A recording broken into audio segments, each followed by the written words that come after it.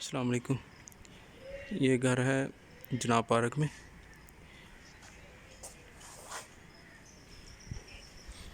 इसकी एंट्रेंस है, ये देखें। ठीक है, ये ड्राइंग रूम है,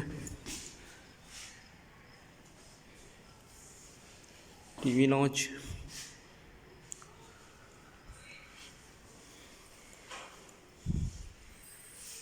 किचन,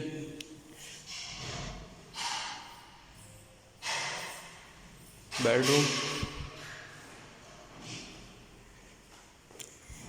वॉशरूम,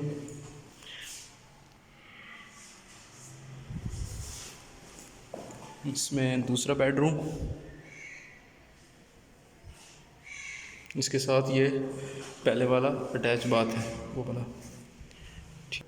और ये गैराज में ना, गैराज के साथ वॉशरूम भी है। अब ऊपर चलते हैं, ये इसकी स्टेयर्स हैं। ये इसका व्यू,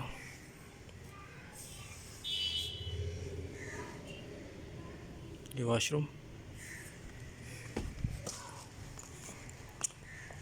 और ये किचन, ये वॉशरूम, और ये इसका हवा के लिए।